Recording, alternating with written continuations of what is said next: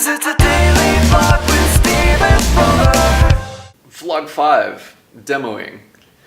So I've been on a quest as a musician for a while to sort of open up constantly and be open to new ideas, techniques, etc. So backing up a little bit, when I was younger and I was a guitarist, in like a rock band, there was this sentiment among peers and stuff like that in bands that you couldn't do anything that was cheating. So like if you were gonna come up with a part or record a part, you had to be able to play it live, period, dot. Like and you can't do any of this like studio trickery and and then you had to be able to play the riff and all that kind of stuff. And there was like this ethos of sort of purism that you had to be able to perform every part live. Which it's a bit of like ego, I guess. Like that's kind of cool if you do it. There's nothing wrong with doing that. But for me, as a studio musician, essentially at this point, and composer, I've tried to shed like all of that. Like if the tool is there, use it, and if there's something that you want to try it, and who cares? Like it doesn't matter if it's cheating. So recently, one of the things that I did was I took the drum pads on my MIDI controller and set up a chord trigger, so that when you hit the drum pad, it triggers like a full, lush chord.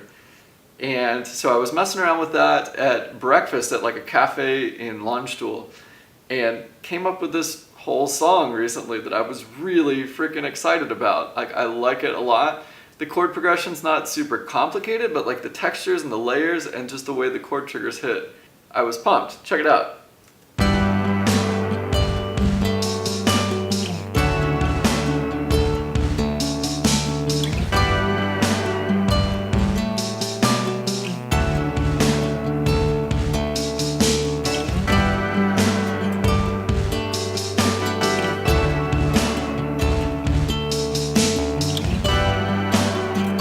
I really like that like big sparse sort of drum sound.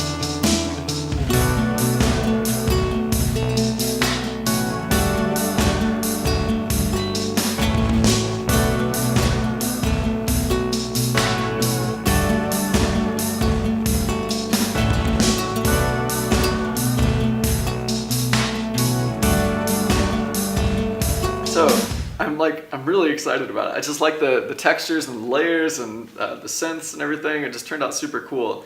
And another thing about this that, again, it's just kind of my own personal quest of like, dude, calm down and just let things happen sometimes, because I get so fastidious about, making it perfect and clean. This guitar part was recorded, drum roll please, through my IMAX microphone. MacBook Pro. MacBook Pro microphone. Built-in microphone. No audio interface, nothing.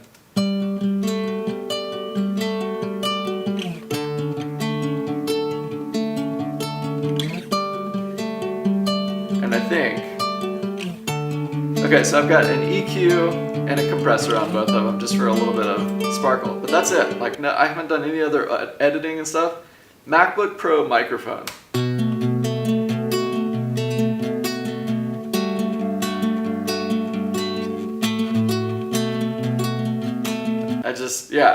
Super cool vibe in this chorus. And I've got lyrics written, like they all came to me while I was sitting there in the cafe sipping on a cappuccino and jamming out to this, and everybody in there was probably like, what is this weird dude nodding his head a lot.